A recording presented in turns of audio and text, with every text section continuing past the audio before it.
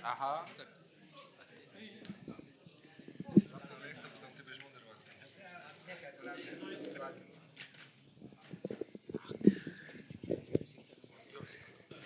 Dobrý večer, priatelia. Vítam vás na dnešnom klubovom večeri a stretnutí pri významnej téme s exkluzívnym obsadením. A keďže úroda sa vydarila, ideme sa baviť na tému ku kritike dnešného stavu veci a ku kritike dnešného stavu vedy. Kritériá, ktorými sa dnes začala veda posudzovať, sú témou významnej publikácie, ktorej editorov môžem privítať ad personam. Vážený pán doktor Marek Hrubec, vítajte medzi nami.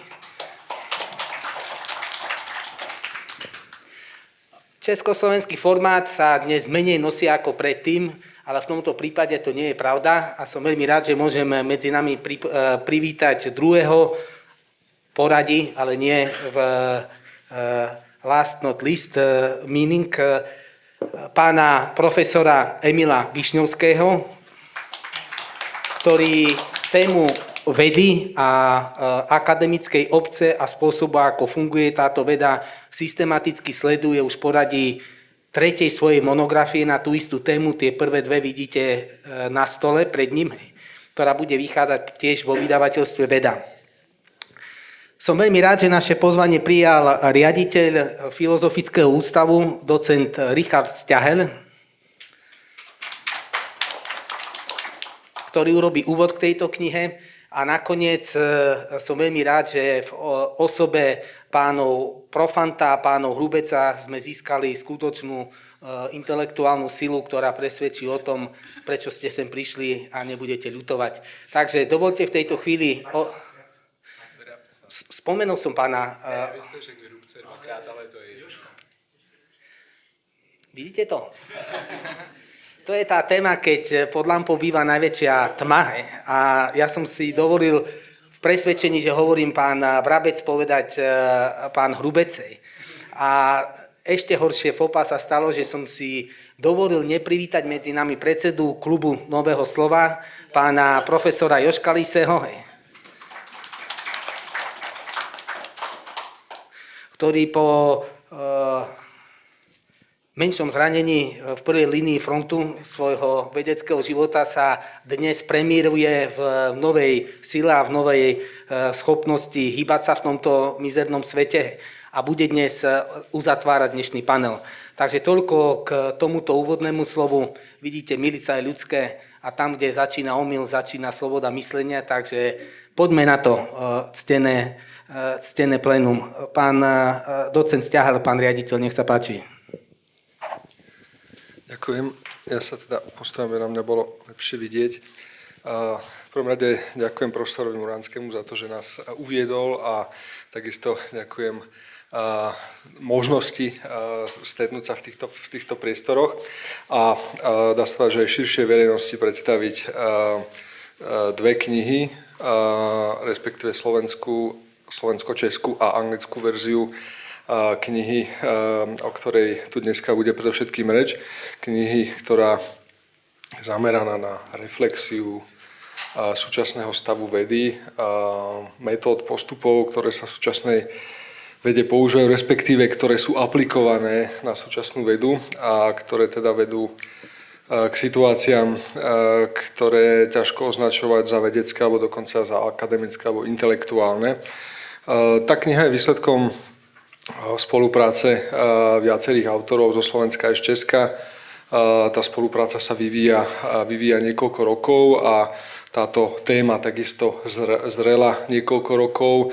Bola diskutovaná na viacerých vedeckých konferenciách aj na viacerých odborných podujatiach.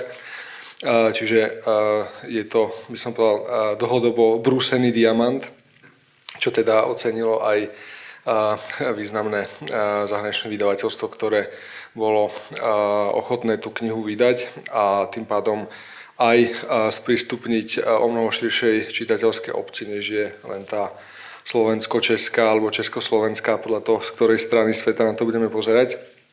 A moja úloha v tomto je naozaj len marginálna tým, že sa mi podarilo párkrát vytvoriť priestor, v ktorom sa mohli tieto konferencie odohrať a v ktorých mohla prebiehať diskusia a zároveň teda niekoľkokrát som sa tých diskusí zúčastnil, aj keď teda nepatrím medzi autorov tej publikácie.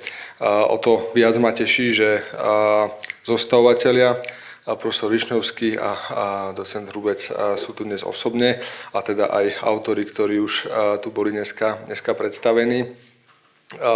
A oni sú tí hlavní, ktorí by mali o tej knihe hovoriť, o tom, ako vznikla, prečo vznikla a čo vlastne prináša. Takže ešte raz ďakujem za možnosť byť tu a odovzdávam slovo našim hosťom.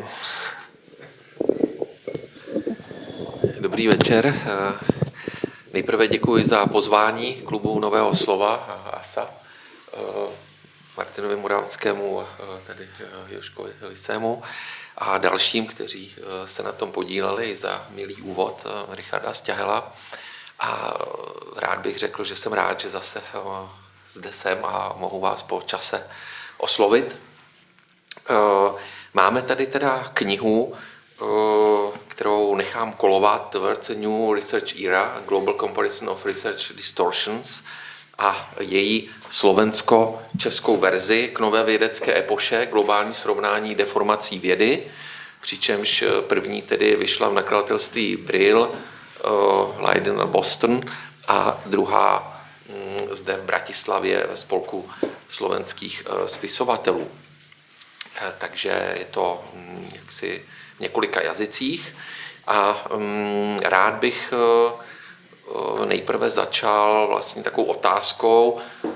Na té anglické verzi knihy vidíme vlastně botu s motýlkem tedy, ale jak došlapává na notebook, počítač a drtí tam to prostředí. Co to vlastně, tohleta bota, která zašlapává to vědecké prostředí, znamená?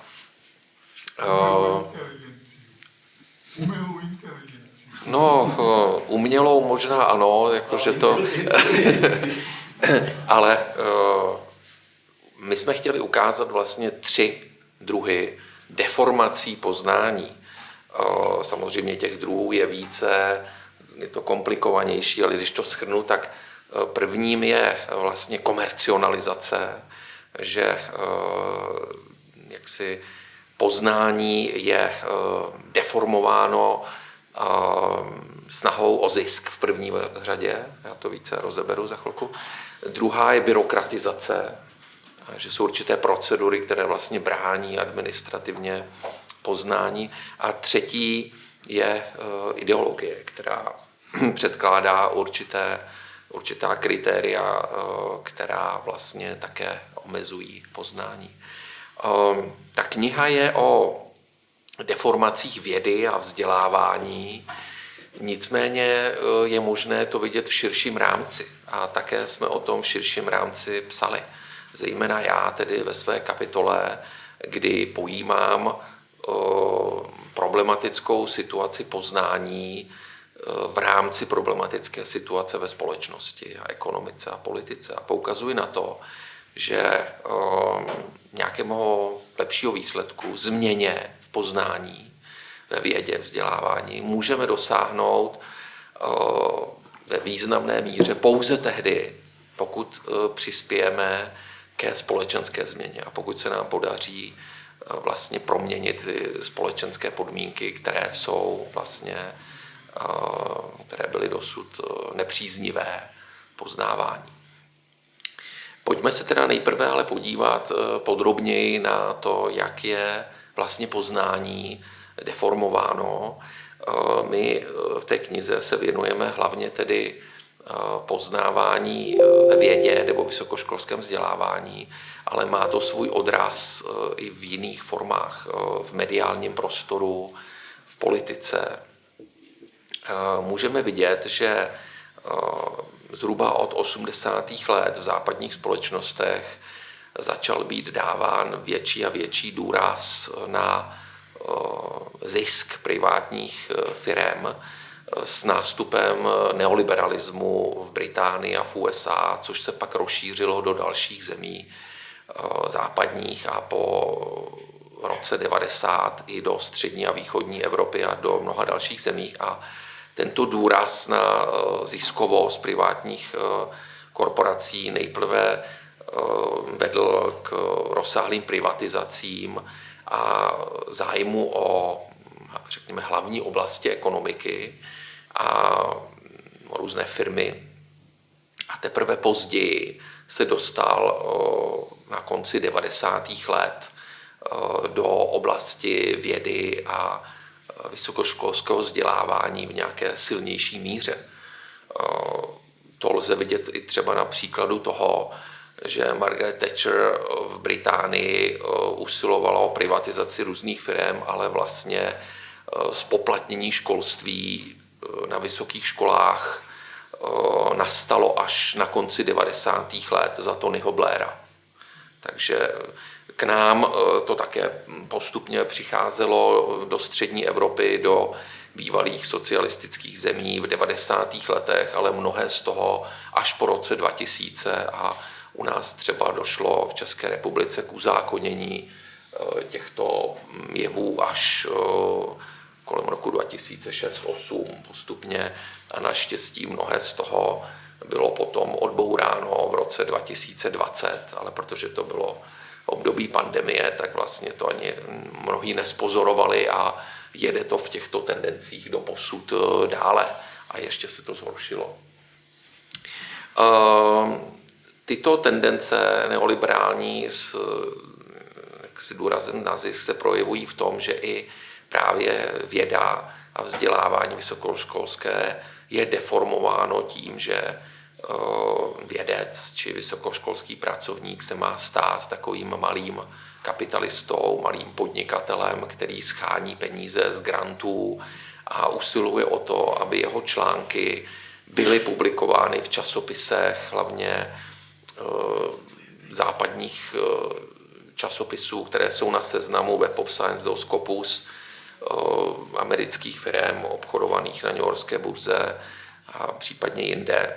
A toto je nám vlastně doporučováno nebo spíše vyžadováno od i veřejných institucí, vlastně od státu a český daňový poplatník, stejně jako slovenský, německý a další, platí za to, abychom my usilovali o publikování v těchto vlastně privátních firmách určitých západních společností. Ano, je pravda, že tyto seznamy časopisů obsahují i velice kvalitní časopisy a my usilujeme o to, abychom tam publikovali, protože můžeme v cizích jazycích, ve světových, hlavně v angličtině, oslovit velké množství lidí a kvalitním způsobem, ale bral bych to jako jeden ze způsobů, kde publikovat a nikoli imperativ, kde musím publikovat, protože jsou i jiné kvalitní časopisy i v jiných jazycích, ve španělštině, arabštině, čínštině, ale i v našich menších jazycích, slovenštině, češtině, kde je hodnotné publikovat a kde to prostě má svůj důvod, takže toto by nemělo být přihlíženo. Tato komercionalizace je jedna věc a druhá věc je byrokratizace, kdy vlastně často se zastírá tento rámec komerční za určitá byrokratická kritéria a máme naplňovat určité administrativní postupy a pak to vypadá jako, že se to naplňuje neutrálně administrativně, ale v pozadí stojí tyto konkrétní privátní zájmy o zisk určitých zejména západních korporací. A třetí problém, který s tím souvisí, je ideologický, že poté, co vlastně po desítkách let různé zejména západní firmy vydělávaly dost peněz na tom, že se prosazovaly globálně, tak vlastně tento neoliberální model narazil na své limity po, řekněme, 3-4 desítkách let. V roce 2008 ve finanční, globální nebo spíše západní krizi ekonomické a poté bylo třeba přistoupit k novým postupům a tudíž prosazování toho neoliberálního modelu asociálních přístupů a toho důrazu na zisk, který jsem zdůrazňoval ve všech různých oblastech, nejenom v oblasti vědy a vzdělávání. Ale bylo třeba ho najednou začít prosazovat prostřednictvím státního řádu. Předtím vlastně se stát odbourával a měl působit jenom trh, nekorigovaný, neviditelná ruka trhu, ale po roce 2008, zejména s nástupem Donalda Trumpa, se začala znova uplatňovat viditelná ruka trhu, a to pro prosazování právě neoliberálních praktik. Ale tam, kde se nehodí a tam, kde vlastně ty firmy neuspívají západní, no tak tam se uspůsobí pravidla tak, aby uspívaly. To znamená, že k neoliberalismu se přidal neokonzervatismus a tam, kde je to vhodné, vlastně omezuje dokonce i neoliberalismus a tam, kde vlastně obsahově se to nehodí, tak se zavádí cenzura nebo různé jiné represe. Nejenom ve vědě, ale vlastně i ve veřejném diskurzu, v médiích je snaha omezovat pluralitu názorů, nejenom v USA, ale v různých postupem času se to dostalo do dalších zemí a vy jste si to taky do voleb užili i za minulé vlády a my si to užíváme stále i za té současné v České republice a v řadě zemí taky. Paradoxně ale v USA, protože je to tak velká země, s tak velkou konkurencí v té vědecké sféře, ano, budu už končit, vidím tady ukazatel časový od moderátora, v té vědecké sféře i v USA je vlastně větší pluralita názorů než třeba u nás. Protože je to tak velká země, 330 milionů a tak dále obyvatel, spoustu univerzit, výzkumných center, takže vlastně toto, přestože to z té země vychází, tak je tam možné působit vlastně více pluralitněji. A posledními slovy bych rád zdůraznil to, že v této knize, která zde koluje, jsme chtěli ukázat zejména naši středoevropskou perspektivu, ale i tu evropskou a západní obecně. Nicméně to jsou teda první dva oddíly knihy, asi z 10 články, 10 kapitolami, ale je i třetí oddíl knihy, který mapuje nezápadní perspektivy, protože jsme chtěli ukázat i perspektivy, jaké jsou v jiných oblastech světa, v Africe, Latinské Americe, Rusku, Indii a Číně, kde ten neoliberální model nebo ten ordo neoliberální se tolik neuplatnil, někde hodně v Africe nebo v Indii, částečně v Rusku, ale zase v jiných tolik ne, třeba v té Číně, i když částečně také. Takže to už by bylo složitější teď vysvětlovat, ale to můžeme nechat na diskuzi a tolik k mému stručnému uvedení té knihy. Děkuji za pozornost. Ďakujem aj ja pánovi docentovi a poprosím pána profesora Višňovského o jeho 10-minútový vstup. Ďakujem za slovo. Naposledy som tu bol v inej pozícii asi pred 7 rokmi, ale k podobnej problematike. To som bol v pozícii praktickej, manažerskej ako podpredseda akadémie. Možno niektorí ste tu boli. Ale rozhodol som sa opustiť túto pozíciu a odvtedy sa venujem teoreticky, filozoficky, interdisciplinárne týmto otázkam a chcem poďakovať kolegom z Česka, ktorí sa pridali k tomu, lebo inak som sa cítil niekedy ako akademický disident, ktorý tu kritizuje, rebeluje a moja kritika a rebelantstvo sú v tejto knižke Akademický svet a jeho tradície, ktorá vyšla v roku 2021, 22, Akademický svet a jeho súčasné problémy. A do konca tohto roku vyjde tretia časť Náš akademický svet a jeho peripetie. Tak možno potom, ak bude záujem, tak môžeme urobiť diskusiu. A musím povedať, že takýchto diskusí je veľmi málo, sú výnimočné, dokonca aj na akademickej pôde o týchto našich vnútorných problémoch a ani na politickej pôde, hoci je to akademická pôda, v piatok ma pozvali na tú vysokú školu súkromnú BISLA, kde má byť o druhej diskusia o tom treťom zväzku, ktorý má výjsť. Takže ide tu o diskusie, musím povedať, intelektuálne.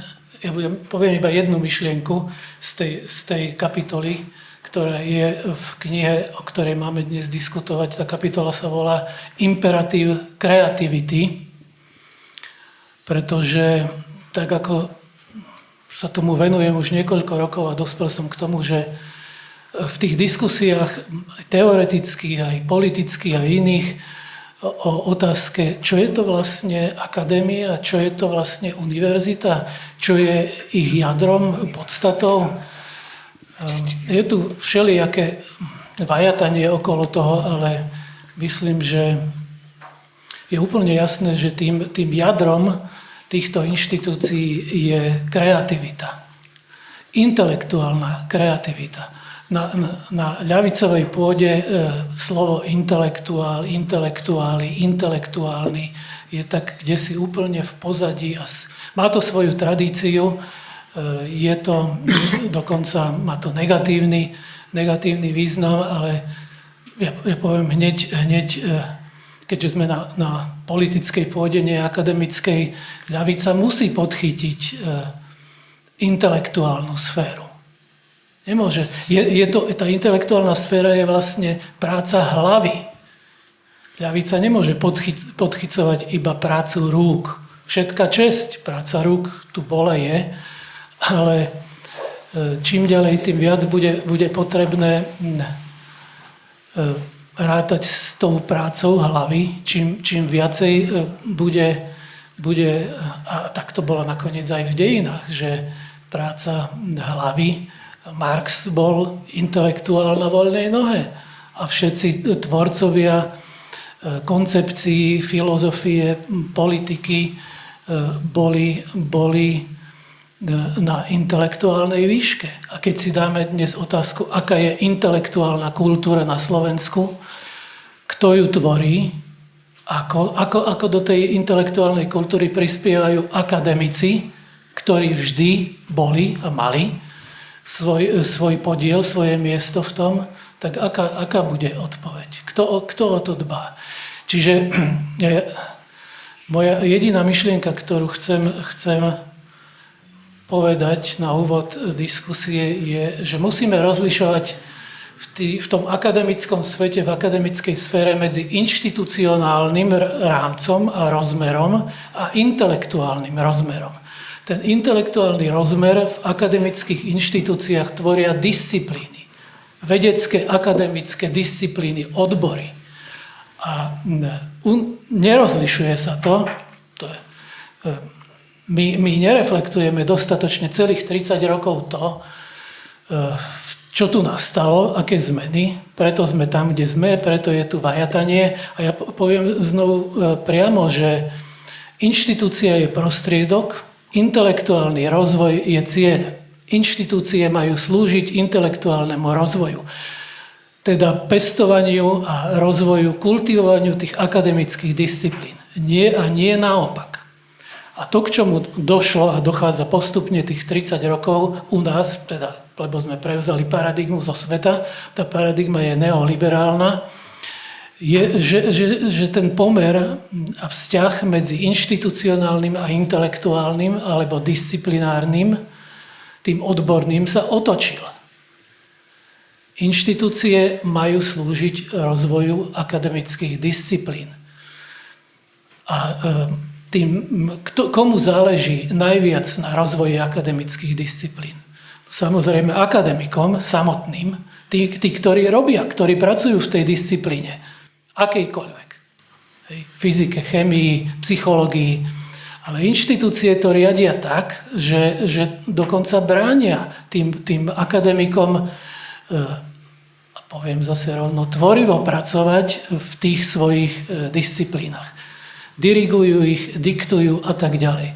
Čiže pes je zakopaný, povedal by som, v tej inštitucionálnej rovine a tá inštitucionálna rovina samozrejme má ďalší taký nevyhnutný atribút a to je riadenie a manažment. Takže pes je zakopaný v tom manažmente. Ale nemôžete riadiť akademickú inštitúciu tak, ako riadite banku, výrobný podnik, štátnu inštitúciu, úrad alebo futbalový klub, čokoľvek. Hej. Ale tu sa vytvorila, to je znovu zo západu vplyv, že vznikla vrstva manažérov, ktorí sú vychovaní tak, že dnes riadím banku, zajtra riadím nejaký podnik a pozajtra budem riadiť univerzitu. Chcem povedať, že nemôžete riadiť efektívne akademickú inštitúciu, keď nerozumiete, o čo tam ide. Keď nerozumiete tomu, že tým jadrom akademickej inštitúcie je intelektuálna tvorivosť, ak chcete, duševná tvorivosť, duchovná tvorivosť. Takže tí manažéri by mali skôr, samozrejme, základnou úlohou toho manažmentu je vytvárať podmienky pre intelektuálnu tvorivosť a tvorbu. Ale nie ju riadiť zvonka, nie ju diktovať. Tí manažéri by mali, obrazne povedané, prísť za tými akademikmi a pýtať sa ich, čo ešte potrebujete, čo potrebujete k svojej práci. Samozrejme, kvalita manažerov, kvalita samotných akademikov je rôzna. Ja som kedysi rozlíšil také v podstate 4 kategórie akademikov z 2 kombinácií, že jedni sú schopní a druhí sú motivovaní. A potom môžeme vytvoriť schopný a nemotivovaný, neschopný a motivovaný, takže máme 4 kategórie. Ale keď už máme ten manažment, tak každý manažér by mal vedieť, akých má ľudí vo firme, s kým pracuje a s tým musí pracovať. Takže tu sa ešte stalo to, aby som dopovedal tú myšlienku, že charakter akademických inštitúcií bol kolonizovaný charakterom tých iných inštitúcií. Takže aj dnes sú riadené univerzity, akademické ústavy, buď ako výrobný podnik, alebo ako úrad, alebo ako obchod. Ale to nefunguje, ani to nemôže fungovať, pretože tu ide o iné typy, je to iný typ práce a profesie a tu ide o iné produkty. Hej. A tak ako Marek hovoril o publikáciách a citáciách, ja argumentujem rovno, publikácia nie je cieľ akademickej práce. Publikácia je tiež prostriedok. Je to médium, ktorým šírime to, na čo sme prišli, čo sme vyskúmali. Takže posledná moja veta k tomu je, že cieľom akademickej práce je vedecké dielo, akademické dielo, pedagogické dielo, filozofické dielo. Je pracovnou povinnosťou akademika tvoriť toto dielo samostatne, aj kooperatívne, tvorivo. A toto sa nedeje, pretože k tomu existujú rôzne prekážky. A v tom sú ďalšie problémy. Preto sme tam, kde sme. Dobre, ďakujem. Vyčerpal som čas. Ďakujem veľmi pekne aj za disciplinovaný vstup do tejto témy. A teraz by som poprosil pána Martina Vrabca, autora veľmi zaujímavej publikácie aj do budúcnosti akademického života, základný príjem v dnešnom svete. Takže poprosím ho jeho pár myšlienok k dnešnej téme. Dobrý večer, moc děkuji organizátorům za pozvání, velmi si toho vážím a jsem velmi rád, že můžu přednášet i tady v Bratislavě, která se mně líbí čím dál tím více. Vždycky jsem myslel, že v nejmenším město, kde můžu bydlet, jenom Praha, a dneska jsem dokonce říkal kolegům, já si dovedu představit, že bych bydlel v Bratislavě, takže se sem budu vždycky rád vracet. Dovolte mi to dnešní téma, které vlastně bude téma svobody a takový étos svobody, možná trošku začít, protože se nepohybujeme teď na čistě akademické půdě, i takovou osobní úvahou. Je pro mě velkým zklamáním vlastně v mých něco 50 letech, že vlastně 34 let po revoluci vlastně se téma svobody stalo tak palčivým tématem, a to palčivým nejenom na akademické sféře, jako teoretický problém. To byl vždycky důležitý. Ale že se stalo tak palčivým tématem a problematickým tématem v rámci toho veřejného politického prostoru. Já jsem vlastně očekával, že 34 let po revoluci vlastně v tom veřejném prostoru nikdo nebude nějak svobodu zpochybňovat. Svoboda tady bude co nejširší a jasná, řetelná věc. A vlastně najednou vidíte, že po 53 letech se otázka svobody v tom veřejném prostoru stává strašně palčivou. A vlastně najednou, když se diskutuje téma svobody, tak každý začne větou, já jsem pro svobodu, ale. Jo. Salman Rushdie, když má své přednášky, tak vždycky říká, vždycky svoboda, but. Jo. A on říká, já už to přestávám poslouchat. Jo. Každý řekne, jak je pro svobodu, ale hned v první větě řekne to ale. To slovíčko ale, tam třeba někde vždycky musí být u ty svobody, ale bude až vzadu, až po těch 100 větách, jo, na konci té 5., 7., 10. stránky můžete dát to ale. Ale těch 10 stránek by mělo být o čem? O obhajově ty svobody. A to je jedna věc, která mě strašně zklamala v rámci té liberální demokracie. Já jsem byl kritický a píšu kriticky k liberální demokracii. Mým velkým tématem je třeba napětí mezi tím liberálním nebo dokonce přímo protiklad mezi liberálním prvkem a demokratickým prvkem a jak ten prvek liberální vlastně omezuje ten prvek demokratický. Ale teď vlastně vidím, že ta liberální demokracie ani nenaplnila to, co slibovala, a to je ta svoboda. Takže je otázka, proč tomu došlo. Já jsem doopravdy myslel, že v dnešní době za 34 let po revoluci tu budeme řešit v rámci akademie nějaký čistě teoretický problém v rámci té svobody. Dobře, bude tu třeba nějaký zákon, který zakazuje popírání holokaustu a my na ústavech budeme vymýšlet nějaké sofistikované argumenty pro a proti. Jo? Ale dobře, tak tenhle typ zákona neotřásá nějak veřejným prostorem, neohrožuje nějak ty další typy svobod. Takže tady jsem myslel, že povedeme tu diskuzi a že to bude doopravdy pak čistě ta akademická diskuze a nikoliv, že to bude tak palčivý ten veřejný projev. Že to bude palčivý problém na tom veřejném fóru. Pojďme se teď zamyslet a podívat se na nějaké autory, kteří ukazovali na ten étos té svobody. Ukazovali, proč je ta svoboda důležitá, proč si ji máme vážit, proč je to hodnota. Jo, proč je to hodnota? Dneska právě tím slovíčkem ale vidíte často, že se vlastně ta svoboda zpochybňuje, ta hodnota. Jo? Že velmi rychle přijdete s nějakou jinou hodnotou, kterou tu svobodu přebíjíte. Jo? Já tedy velmi mám rád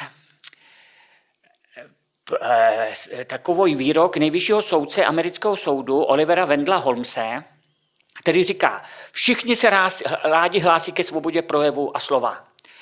Ale aby tato svoboda z projevu byla skutečnou svobodou a nikoliv jen prázdnou proklamací, je třeba si uvědomit, a to je jeho věta, že svoboda musí být svobodou i pro myšlenky, které nenávidíme. Rádi tvrdíme, že svoboda má svou cenu, ale často zapomínáme, že k její ceně patří i tolerování věcí, projevů, které se nám nelíbí, dokonce které jsou nám odporné, s kterými z duše nesouhlasíme. Orwell v nepublikované předmluvě k farmě zvířat píše následující větu. Pokud svoboda vůbec něco znamená, pak právo říkat lidem to, co nechtějí slyšet.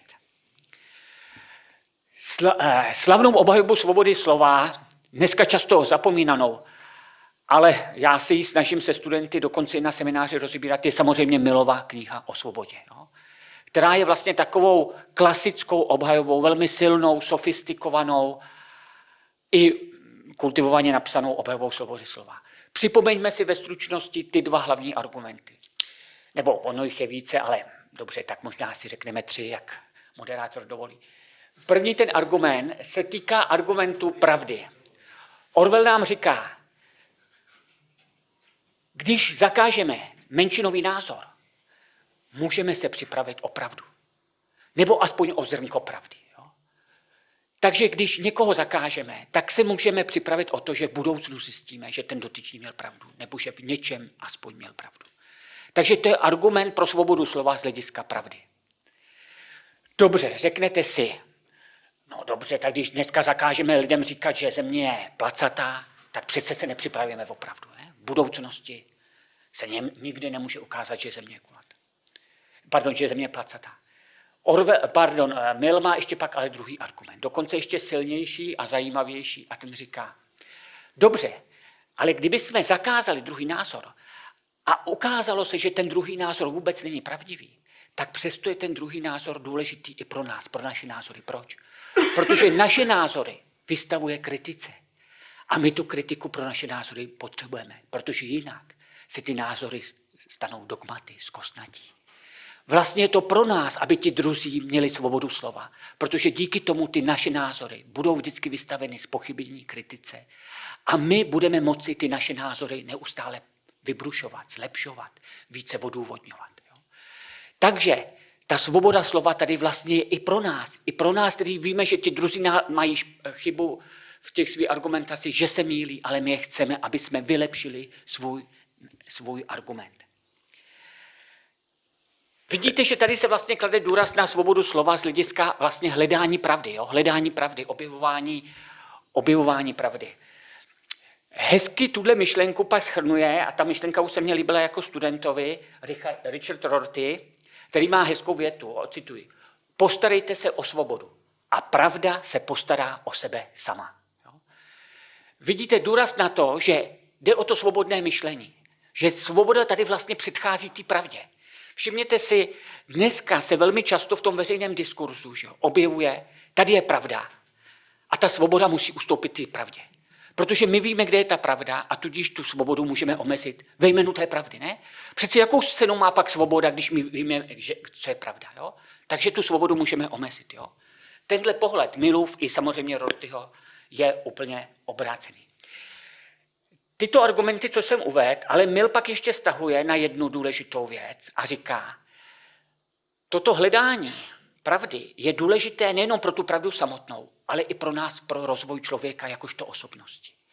Protože velmi závisí na tom, jestli my jsme tu pravdu přijali jako danou, jestli nám ji někdo řekl. A nebo druhý, naopak přístup je, že jsme ji promysleli, že jsme ji prodiskutovali s ostatními lidmi, které měli úplně opačné názory a my jsme dospěli k nějakému přesvědčení. Až tehdy plně něco poznáváme. Ne, že nám někdo řekl, co je pravda, ale že jsme to vydiskutovali i s opačnými názory, s kterými s námi nesouhlasili. Jenom tehdy vlastně můžeme říci, že máme pravé poznání. A jenom tehdy vlastně můžeme říci, že se člověk rozvíjí své plné lidské kapacitě. A ta lidská kapacita je, že může hledat pravdu. Jo? Takže samozřejmě ten Millův argument směřoval i k tomu, že hledání pravdy je důležité k rozvoji lidské schopnosti. Kolega už na mě tady kývá, já tady skončím, abych neomezoval další řečníky ve svobodě a když tak v diskusi to probereme více. Děkuju za pozornost. Ďakujem veľmi pekne. Pán Brabec zrejme nesledoval našu verejnú diskusiu o povinnom očkovaní a nedozvedel sa o hybridných možnostiach propagandy, o dezolátoch, o dobytkoch, ktorých treba poslať na bytunok a podobných normatívoch. Čiže si veľmi tešíme, že vieme, čo máme robiť, ale skúste sa spýtať tých, ktorí na YouTube kanály ešte aj ASU poslali do zabudnutia, lebo nejaká komisia rozhodla, že ohovárame nie niekoho, ale hneď jeden veľký národ. Takže žijeme časy hybridných vojen, kde záujmy dominujú nad názormi a v tomto svete záujmov, ktoré dominujú nad názormi, má ekonomická hodnota vedy svoju veľkú cenu. Rád by som poprosil pána Profanta, ako on vníma svoju skúsenosť a svoju reflexiu toho, čo je a čo dnes nie je vo vede možné. Děkuju. Jsem velmi rád, že k vám mohu promluvit. Promiňte, mluvím česky, slovensky by to znělo z mých úst příšerně. Já navážu na to, co tady říkal Marek v první řadě, když hovořil o té neoliberální době a začal ziskovostí. Já si myslím, že z hlediska vědy, a to zvláště teda z hlediska situace vědy, jak v České, tak ve Slovenské republice, je důležitější slovo, který ani do jednoho z našich jazyků nejde dobře přeložit. A to je austerity. Totiž představa, že vlastně veřejnýma prostředkama se strašně plýtvá a tím snižujeme šanci konkurenceschopnosti země, protože přetěžujeme ty, kdo jediný vytvářejí hodnoty, to jest podnikatele a biznismeny, příliš velkou daňovou zátěží. A máme-li to spravit, tak je potřeba do těch oblastí, do kterých doposud nezasahovalo blahodění trhu, dostat ty věci, které trh podle tohoto názoru přináší. Flexibilitu, mobilitu, konkurenceschopnost, zdravost a tak dále. Ono začít podle těchto kritérií řídit vědu je poměrně těžký, protože věda nevytváří obchodovatelné statky. Respektive ta věda, která vytváří obchodovatelné statky, tak tam není žádný problém. Když objeví příslušný ústav vynikající nový lék, tak najednou v rámci jedné akademie věd u nás máme jeden ústav, jehož rozpočet je 6krát větší než zbytek rozpočtu akademie, protože si na tom vydělal. Tam trh funguje, ale to je výjimečný. Zatímco většinou je to tak, že my nemůžeme určit, s čím by se dalo tržně obchodovat a proto si musíme vymýšlet simulaci. Jedna z ideálních simulací je konkurenceschopnost podle něčeho, co je údajně objektivní. Citační indexy, kvantily, databáze, prostě všechny ty možné i nemožné indikátory, o kterých budeme tvrdit, že jsou objektivní. Samozřejmě nejsou. Ty nasazujeme je v důsledku politického boje, který rozhoduje to, že ty silnější budou zvýhodněni, ty slabší budou znevýhodněni, ale my budeme hovořit o funkční objektivitě. Tohleto alibi, který vytváříme pro vyprázdňování prostředků pro vědeckou práci, má bohužel strašně vysokou kolaterální cenu, protože to jde proti tomu, jak věda funguje. Samozřejmě ve vědecké komunitě vždycky platila zásada vzájemného uznání. Jedním z největších projevů uznání je, že cituju kolegu, protože řekl něco, co je tak moudrý, že bych to tak dobře neřekl, proto ho cituju. Jednou z zásad uznání je, že na toho kolegu dokonce navazuju. Že říkám, ano, tohle to je vynikající, to lze dál rozvíjet. Tohle to patří k životu každé vědecké komunity a bez ní by ta komunita začala živořit. Jenomže když se to pokusím formalizovat a začnu sčítat citace, tak já už nebudu citovat kolegu proto, že řekl něco tak moudrýho, že se sluší ho citovat, ale já ho budu citovat proto, aby on citoval mě.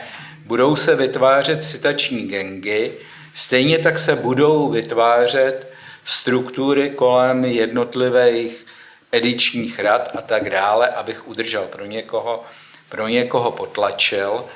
Takže my jsme tady vtaženi do situace, kdy pokus o to vytvořit takzvané racionální podmínky redistribuce peněz ve vědě, který se má odehrávat napodobením trhu, vede k tomu, že potlačuje vlastní smysl, vlastní bytnost toho, proč se věda dělá a jak se dělá. Já v té knize jsem mluvil nebo psal o tom, jak tenhle ten řez dopadá na skutečnost, že oddělujeme něco, co od sebe oddělit nikdy nesmíme.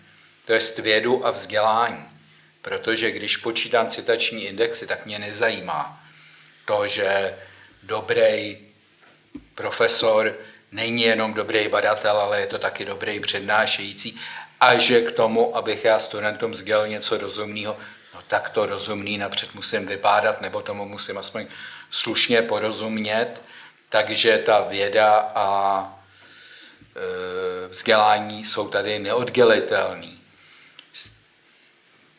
Stejně tak ten řez vede mezi vědou a veřejností.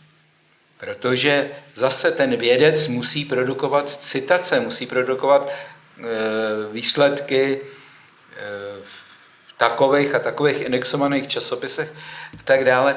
On nemá čas taky hovořit o tom, co objevil a co je třeba důležitý pro tu politickou sféru. No tohle je smrt přinejmenším všech humanitních věd, protože humanitní vědy bez otevřeného publika, bez toho, že mluví taky k veřejnosti, že provádějí kritiku, že dokonce traumatizují tu veřejnost, že jí říkají věci, které ona nechce slyšet, ale o kterých já jsem přesvědčený, že by je slyšet měla, že by na ně měla brát zřetel, no tak bez toho, jako tady bychom na nich potom opravdu měli ušetřit. Pokud nedělají tohle, tak ať nejsou. Jo?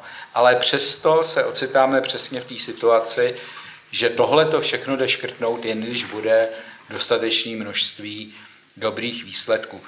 A já tady jsem to jakoby služil na humanitní vědy, ale když se podíváte, už to byla zmíněna problematika pandémie, když se podíváte na tu diskuzi o pandémii, tak celý ten problém diskuze s antirouškařema byl, že do toho nedokázala vstoupit medicína skutečně jako věda se svou autoritou, ale že se odstla v tom, že ona byla jeden názor mezi dalšíma názorama.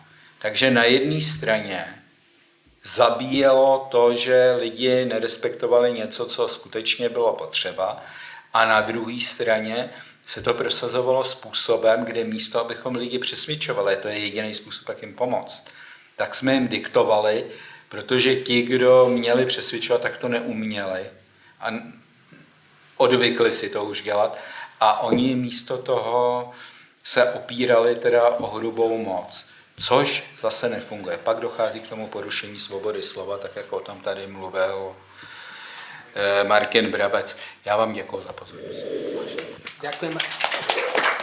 Ďakujem aj ja za tento vstup. Tento mikrofón už je pripravený pre vás, ale ideme do naozajstného finále. Poprosím o posledný príspevok pána Joška Liseho, pána profesora Joška Liseho. Nech sa páči. Ďakujem veľmi pekne. Ja som patril medzi prvých, ktorí mali tú časť si túto knižočku prečítať. Marka Hrubca, Emila Višňovského texty plus ich kolektív, takže s veľkou radosťou môžem povedať, že som to bez najmenších problémov odporučil k vydaniu, pretože táto kniha mi pripomenula veľmi mnoho dôležitých vecí, s ktorými sa stretávame v akademickom prostredí, ale vôbec aj v našom živote, v politike a tak ďalej. My svojho času, keď končil socializmus, tak ešte sme si čítali texty sovietských filozofov a tí, ktorí videli tú zmenu, ku ktorej dochádza, povedal by som s jasnozrivosťou a dopredu, dokázali povedať, no končí Hegel, prichádza Kant. A mali úplnú pravdu.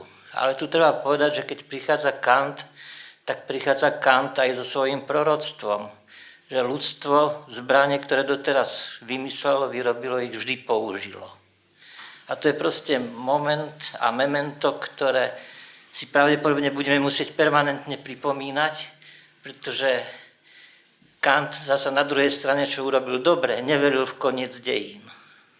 Takže máme tu šancu, ak to dejinné dokážeme nejakým spôsobom prežuť a byť na úrovni, povedal by som, potrieb života na tejto našej planete.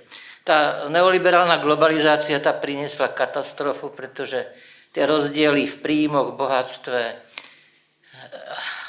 svet ovládaný finančníctvom, peniaze majú väčšiu váhu ako my ľudia, hej, ako občan. Vo vede to vidieť rovnako a registrujeme niečo, čo tu dávno nebolo, taká rastúca vlna štvavého nacionalizmu, hej. Nacionalizmus, ktorý nás rozoštváva medzi sebou navzájom. A na tieto debaty v Spojených štátoch vo voľbách, potom ešte som si spomenul na Baracka Obamu, ktorý povedal, Amerika to ale nakoniec zoberie za správny koniec. A do toho nás chcú vsunúť, do toho nás chcú posunúť. Pravda, Obama chcel touto vetou doplniť posolstvo Martina Luthera Kinga. Ale rovnosť príležitostí z tohoto sveta sa nevrátila. Hej. Proste ani pokrok si vždy nevyberie tú priamu cestu, kľúčkuje, politika uhne obyčajne nesprávnym smerom a ostávame mimo hry. Ale vždy koniec koncov, ako hovorí Obama, to Amerika zoberie za správny koniec. Takže v tom je jej výnimočnosť a ja keď počujem slovo výnimočnosť, tak začínam byť veľmi ostražitý, pretože to je veľký problém. A keď soulový spevák Ray Charles spieva 28. októbra, niekoľko týždňov po 11. septembri, America is beautiful, pred druhým zápasom play-off bejsbalovej svetovej série pri posledných tónoch skladby, tak nad štadiónom preletia 4 F-16. Boh nám pomáha, hovoria si Američania. Áno. Takže volebným slogánom sa stala... Nie sú na Ukrajine? Sú tam. Sa stala veta, že verím vede. No a ja som si potom pozrel niekoľko citátov Novej aliancie Ilia Prigožina a Stengersovej, ktorí tú novú alianciu uviedli citátom z Denisa Diderota. Keď si to prečítate, tak ten Diderot je stále ešte pred Hararim aj pred Klausom Schwabom. To, čo Diderot vtedy hovoril o tom, že o čom je ten človek, ako tá samoorganizujúca sa hmota, so zmyslami, s vnímaním, toto neprekročili ani títo veľkí gorifeji súčasných médií, hej, Harari a ostatní. Takže na čo sa zabudlo, to tu krásne povedal pán Brabec, ktorý hovoril, že medzi tým liberalizmom a demokraciou je rozpor. Je skutočne rozpor. Ja by som si dovolil iba dodať, že ten rozpor je principiálny a je to jednoducho tým, že proste stratil sa étos idealizácie myšlienok. Hej? Proste, ak idealizácia neexistuje, je to čistý empirizmus. Proste, ak toto tu je, tak potom sme tu zbytoční. Takže s chuťou som si potom spomenul na to, že ešte v takej, pred takými 30 rokmi, keď tie postmoderné myšlienky tu sa propagovali ako v tom dobrom slova zmysle, ja som strašne rád čítal Zygmunda Baumana, ale aj iných. Hovoril o konci geografie, ale kdeže je koniec geografie? Geopolitika tvrdovalcuje úplne všetko. Takže to sú pre mňa dôvody, prečo táto kniha má zmysel, prečo rozmýšľať o vede má zmysel a ešte ako učiteľovi na Pedagogickej fakulte Univerzity Komenského mi ostáva dodať jednu vec, ale nesmieme zabudnúť na naše vlastné dejiny. Je tu skvelá literárna historička, pani docentka Tkáčiková, vie, čo nám hovorili naši korifeji, Stanko Šmatval, Karol Rosenbaum a iní, keď sme o týchto otázkach diskutovali a vždy nám pripomenuli, chlapci, pri všetkom nezabúdajte aj na to, na akom mieste ste, kde žijete a musíte vidieť, povedal by som, aj perspektívu toho miesta, z ktorého sa pozeráte. A teším sa, že tá kniha môže byť privítaná na našom mieste a s perspektívou nejakou. Tak ďakujem ti, Marek, za túto knihu. Ďakujem aj ja za tento záverečný moment. Profesora Liseho môžem ubezpečiť, že ani Kant už to nie je. Tá mierová únia večného mieru zmizla. Čo žiaľ nezmizla, to je tá téma vzťahu demokracie a liberalizmu, je, že väčšinový občan nemôže chcieť vojnu. A to bola tá základná Kantová idea, prečo väčší mier je perspektíva ľudstva, keď je demokratické. Takže väčšinový občan nemôže voliť perspektívu vojny. A vieme, prečo a aké dobré dôvody sú na to. Našťastie tá globalizácia nedopadla jednofarebne. A som veľmi rád, že je tu krajina, ktorá ju zvládla spôsobom, ktorý na rozdiel od nás ostatných vedel dvihnúť tých 100 miliónov ľudí z chudoby do strednej vrstvy. A v tomto zmysle sa tá lopta pomaly vracia zase k Marekovi Hrubecovi, ktorý je práve promotér čínsko-slovenského, čínsko-českého, čínsko-stredoeurópskeho dialogu tu. A myslím si, že tento vzťah k tomu, že záleží na mieste, z ktorého rozprávate o tej istej téme a budete vidieť iný zmysel, nám vedel sprostredkovať týmto kolektívom ľudí a týmto výskumným tímom, ktorý dal dokopy.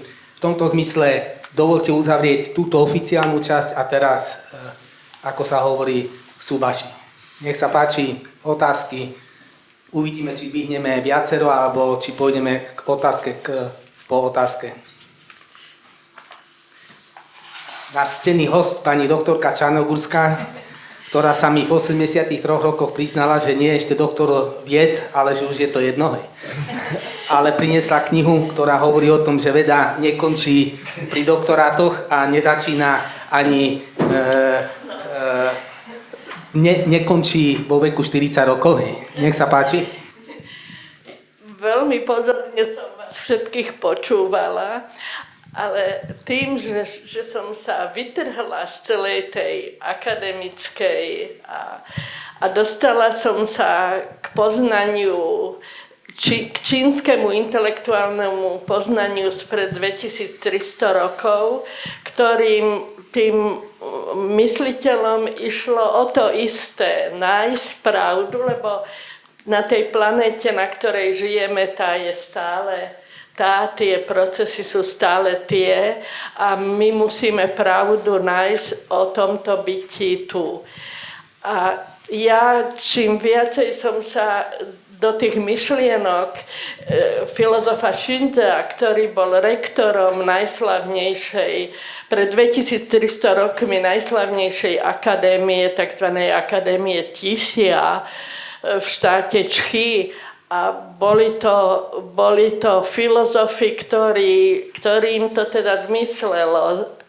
Takže neboli to nejakí podradní alebo ešte nevyvinuté intelektuálne osobnosti. Ale mám dojem v porovnávaní s dnešnou situáciou, že naše poznanie ľudstva sa veľmi rozškatulkovalo na jednotlivé.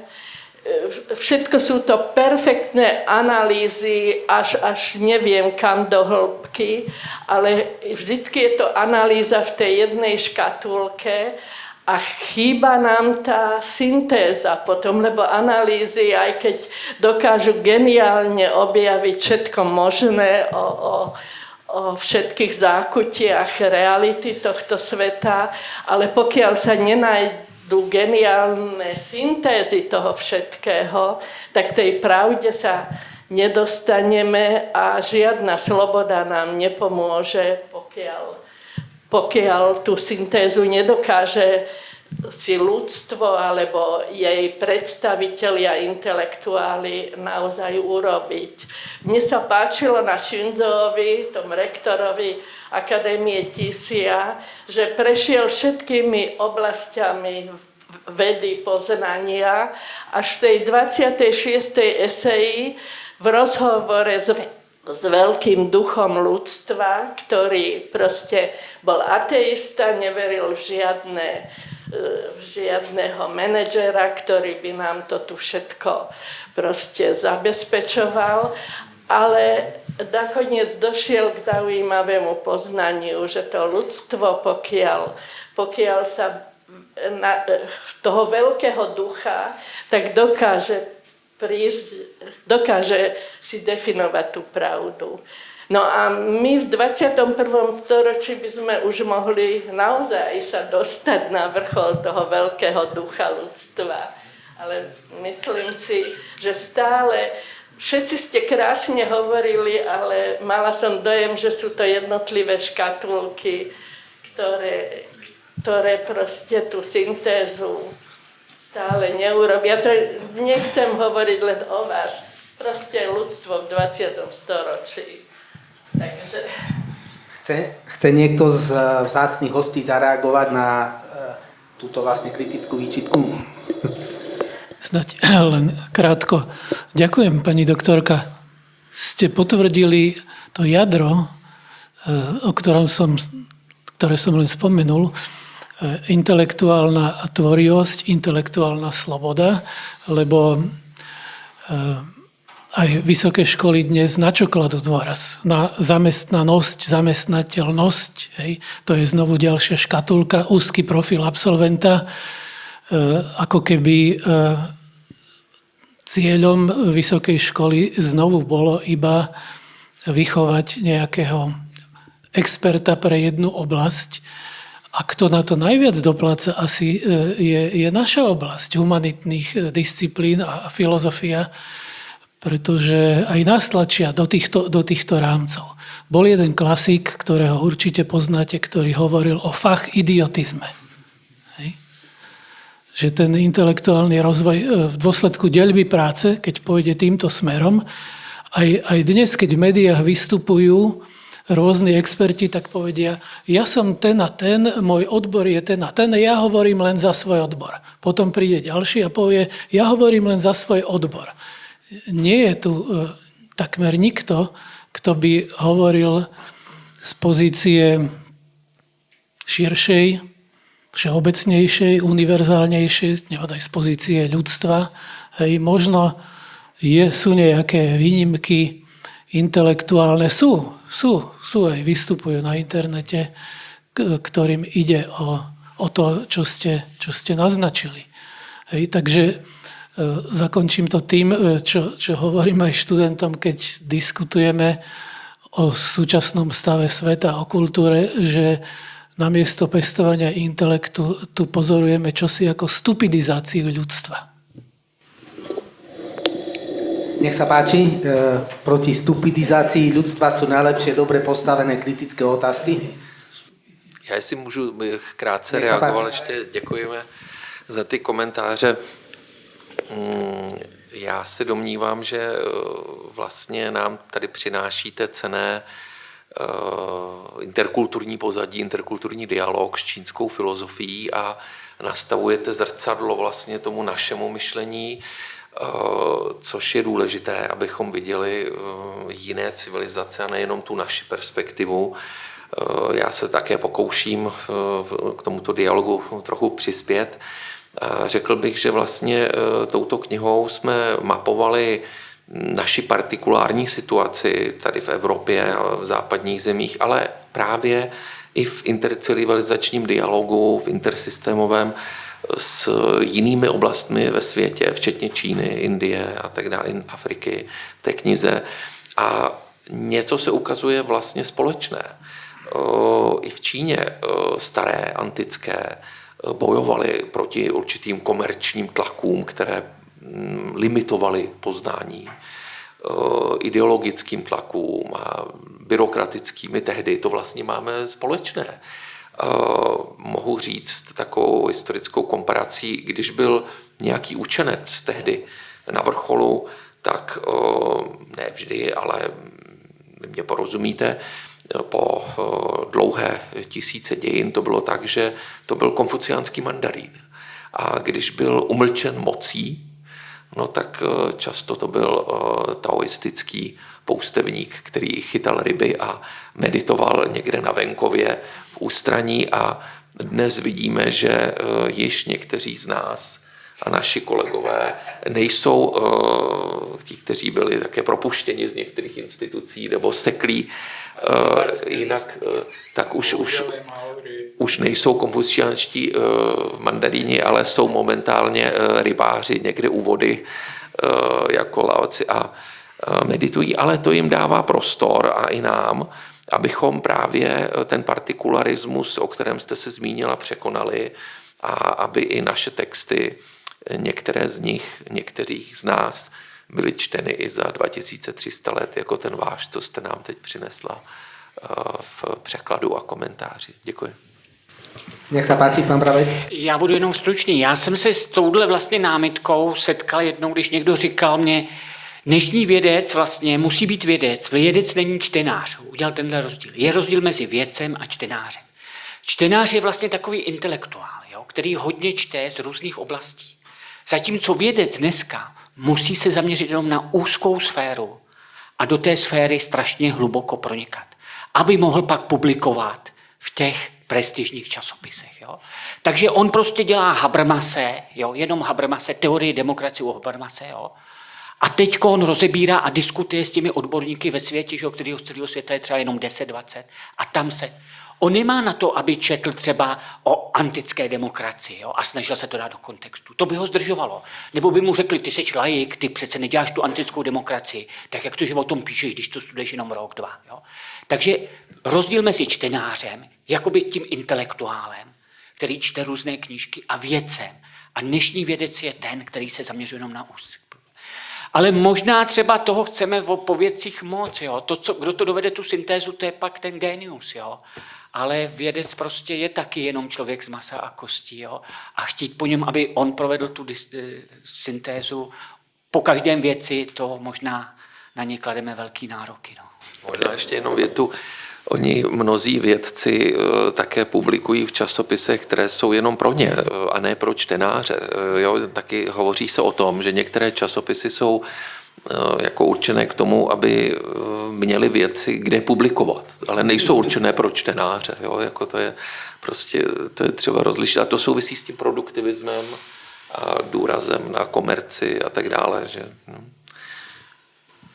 Ďakujem, nech sa páči. Profesor Krno. Ja len takú krátku poznámku. To je, by som povedal, taká klasická literatúra. V Nitre to tiež dávame študentom čítať, Mila o slobode, ale ja spomínam, že máme ešte takú staršiu koncepciu, ktorá prišla z iňakáďal a je veľmi podobná, a teraz idem do tej najľudnatejšej krajiny, a to už nie je Čína, už je to India, a oni tam majú taký princíp nábožensko-filozofický a sa to objavuje aj v modernej politologickej literatúre, to sa ľahko dá preložiť, A znamená nie, a tá druhá časť hinsa. Neubližuj, nenechaj hynúť. A oni vlastne takto aj vysvetľujú, že treba mať pluralitu názorov. Cez toto ahimsa. Návonok banálne, ale veľmi aktuálne. A tá otázka? Nie, to bola poznámka.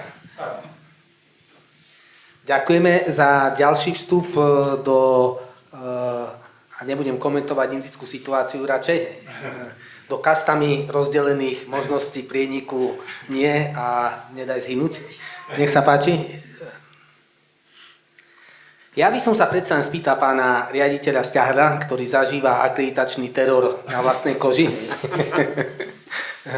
že v čom on vidí to svetlo na konci tunela v tých škatulkách, byrokratických podmienkách, tých obrovských investícií do akreditačných komisí a tých žiadnych investícií do vedcov, ktorí sú hodnotení akreditačnými komisiami. Ako on vníma túto situáciu humanitných vied z pozície človeka, ktorý nesie zodpovednosť za vážnu filozofickú inštitúciu dnešného času? Ďakujem za oslovenie a neviem teda, že či zrovna ja vidím svetlo na konci tunela. Minimálne je ten tunel veľmi dlhý a aj vlnitý, takže len malé skulinky zábleskov svetla sem tam prenikajú. A ono, samozrejme, ten problém má strašne veľa rovín, ale ja teda vidím ako dosť... Jadro toho problému je v tom, že jednoducho slovenská spoločnosť nedospela k presvedčeniu, že je reálne potrebné investovať do vedy a vzdelávania. Slovensko dáva na vedu a vzdelávanie nejakých 0,21% HDP. Susedná Česká republika 0,86%. To už je 4-krát viac než Slovensko. Rakúsko 1,86% HDP. Čiže veľa slovenskej vedy alebo celá slovenská veda funguje do veľkej miere na entuziazme, na osobnom nasadení ľudí, ktorí pracujú v podmienkach, ktoré sú nie že nedôstojné, ale ktoré nie sú vhodné na to, aby sa naozaj mohli venovať k tomu, čo teda profesor Višňovský nazýva intelektuálnou tvorivou prácou, čo by teda malo byť to hlavné. A to samozrejme potom vedie k javom, o ktorých sa často hovorí, ale ktoré vlastne nikto reálne nemá potrebu riešiť.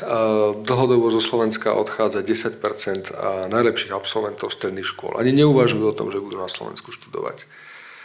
To sa tejto krajine tak strašne vráti. Vedomte si, že tí ľudia jednoducho nie sú schopní potom tú krajinu ťahať naspäť. Väčšina z nich sa jednoducho na Slovensko nevráti. A mnohí z nich odchádzajú práve kvôli tomu, že len keď si pozrú vybavenie knižníc, vybavenie učební na slovenských vysokých školách a na českých vysokých školách, tak tá voľba je jednoznačná.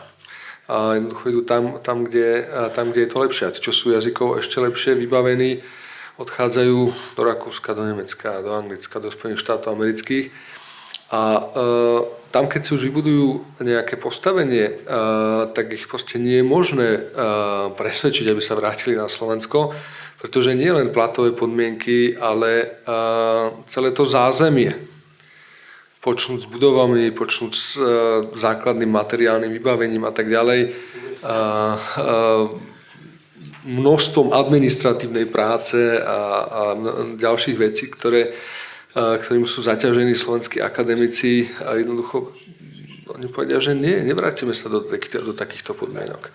A to sa samozrejme bude potom dlhodobo prejavovať a podľa mňa už sme v tých podmienkach, o čom hovoril aj profesor Lisi, že nám vlastne chýba priestor, v ktorom by sme mohli formulovať vlastný pohľad na svet z našej vlastnej perspektívy. Čo sa potom prejavuje aj v tých veľmi praktických otázkach, aká je slovenská pozícia k svetovým problémom zmeny klímy, migrácia a množstvo ďalších. Kto ju formuluje, na základe čoho, kde prebieha tá diskusia. Vlastne nie je priestor, kde by taká diskusia reálne mohla prebiehať. A druhá vec potom je, že a to nie je iba problém Slovenska, súčasná veda produkuje obrovské množstvo poznatkov, ale my to máme ekonomicko-politický systém, ktorý ich ignoruje. My stále sme v ekonomicko-politickom systéme, ktorý považuje nekonečný hospodársky rast za nielenže možný, ale za samozrejmý. Pritom on odporuje základným fyzikálnym zákonom. Nemôžete riadiť loď, keď sa vrátim k Platónovi, nemôžete riadiť auto, lietadlo s tým, predsavzatím, že budete ignorovať fyzikálne zákony. Skôr či neskôr ten dopravný prostriedok rozbijete a jeho posádku utopíte, zabijete, neviem čo. A my sme spoločnosťou, sme súčasťou skupiny spoločností, ktoré má základné nastavenie toho, čo sa môže a čím sa vlastne má riadiť spoločnosť, má postavené na videní sveta, ktoré odporuje fyzikálnym zákonom.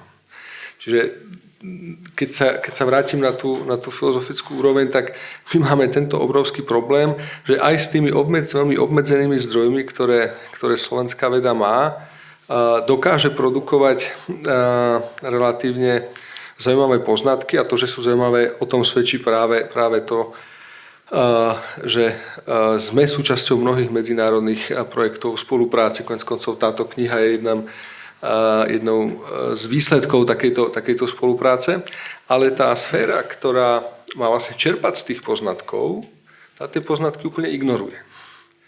A to je podľa mňa zásadný problém celej západnej civilizácie, že dokázala vybudovať veľmi efektívny systém vedy, ktorý síce čelí obrovským tlakom komercionalizácie, komodifikácie a mnohým ďalším veciam, ale ja vidím ako o mnoho závažnejší problém to, že poznatky, ktoré takto vznikajú, nie sú prenášané do toho, ako sa formulujú imperatívy, normatívne ciele, samotné politiky, na ktorých spoločnosť snaží, na ktorých spoločnosť stojí, alebo o ktoré sa snaží.